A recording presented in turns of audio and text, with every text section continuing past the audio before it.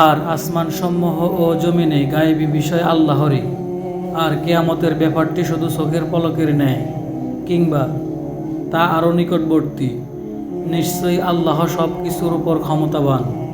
আর আল্লাহ তোমাদেরকে বের করেছেন তোমাদের মাতৃগর্ভ থেকে এমত অবস্থায় যে তোমরা কিছুই জানতে না। তিনি তোমাদের জন্য সৃষ্টি করেছেন শ্রবণ শক্তি, চক্ষু ও অন্তর, যাতে তোমরা শুকরিয়া আদায় করো। তারা কি আকাশে উড়ন্ত অবস্থায় নিয়োজিত পাখিগুলোর দিকে তাকায় না?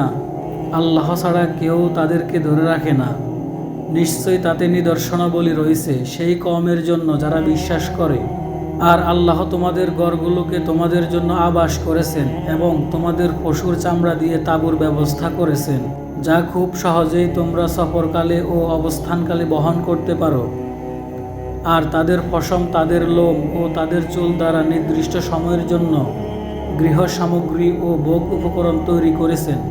আর আল্লাহ যা সৃষ্টি করেছেন তা থেকে তোমাদের জন্য ছায়ার ব্যবস্থা করেছেন এবং পাহাড় থেকে তোমাদের জন্য আশ্রয়স্থল বানিয়েছেন। আর ব্যবস্থা করেছেন পোশাকের, যা তোমাদেরকে গরম থেকে রক্ষা করে, এবং বর্মের ব্যবস্থা করেছেন যা তোমাদেরকে রক্ষা করে তোমাদের যুদ্ধে। এভাবেই তিনি তোমাদের উপর তার নিয়ামতকে পূর্ণ করবেন, যাতে তোমরা অনুগত হও।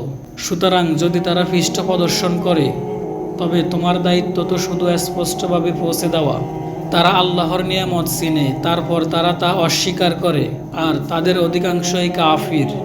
আর স্মরণ করো যেই দিন আমি প্রত্যেক উম্মত থেকে সাক্ষী উত্থাপিত করব।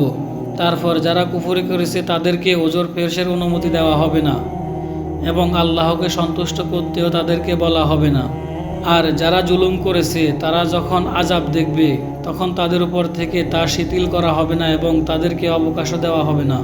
আর যারা শিরক করেছে তারা যখন তাদের শরীকদের দেখবে, তখন বলবে, হে আমাদের রব, এরা হলো আমাদের শরীক, যাদেরকে আমরা আপনার পরিবর্তে আহ্বান করতাম।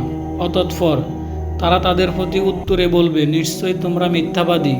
সেই দিন তারা আল্লাহর প্রতি অনুগত পেশ করবে এবং তারা যেই মিথ্যা রটাত তা উধাও হয়ে যাবে।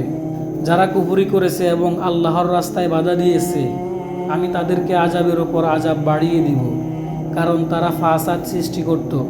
আর স্মরণ করো যেই দিন আমি প্রত্যেক উম্মতের কাছে তাদের থেকে তাদের বিরুদ্ধে একজন সাক্ষী উত্থাপিত করব এবং তোমাকে তাদের উপর সাক্ষী রূপে হাজির করব। আর আমি তোমার উপর কিতাব নাজিল করেছি প্রতিটি বিষয়ের সুস্পষ্ট বর্ণনা, হেদায়েত, রহমত ও মুসলিমদের জন্য সুসংবাদ স্বরূপ।